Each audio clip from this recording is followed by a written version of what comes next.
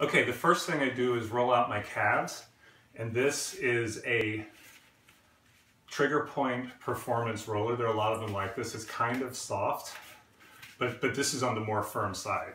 So you can see pretty firm. So all I do, rolling out the calf, and you want to get as much pressure on the calf as you can. And I'm actually lifting myself up. You can see my butt goes off the floor, and then I start rolling. I try to get all of the calf. The first few times you do it, it's going to hurt and it'll feel wrong.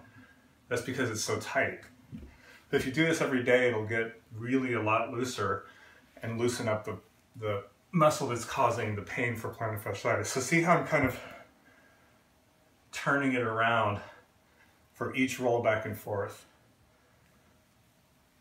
Okay, that's the first thing to do. And I do that for about a minute or so, a minute or two, until it just feels nice and loose. And sometimes that actually relieves the pain. Okay, so that's that. Another good stretch to just, you want to loosen and stretch all this, is find just any kind of tall perpendicular surface. Put your foot there and then just gently stand up straight. See how I'm sort of just trying to stand up? And it may take time, but over time you'll be able to get it straight. You can do it against the door frame like this. Sometimes it's easier with shoes on because you get more traction with the floor and you don't slide if you have a pair of shoes on, like just sneakers. Again, I'd stand here like a minute or two and just talk or read or whatever. Okay, that's what this is. A lacrosse ball. You can get at any kind of sporting goods store. And this will loosen both the heel, where you're having pain, and this muscle here. And I actually kind of, sometimes I'll just do it watching TV, just sitting there like that. But you do want pressure on it, so you may want to, like, when you get better at it, sort of stand a little bit and put more pressure. And just roll it around. It just loosens everything up, nice. And the heel, again, don't do it if it's like too hard, if it's really painful, but you do put some pressure. Okay, that's number 3. Okay, so this is a standard just sort of metal water bottle.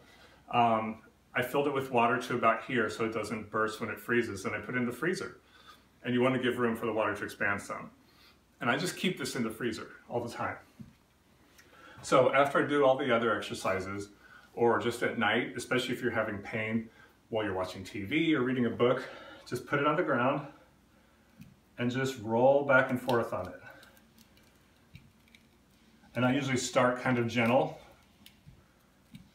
and just keep rolling. And it's two things. The pressure rolls it out, and then the cold water reduces inflammation.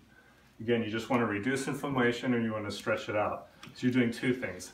Now, sometimes if I'm watching TV, I'll just roll, but other times I'll kind of raise up a little bit to put more pressure on it. So I'm putting now a lot more pressure on it, depending on what you feel like. It's pretty cold at first, but you'll get used to it.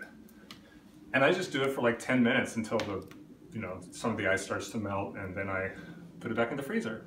And if you do those 4 things, it will probably help a lot with the pain. Good luck.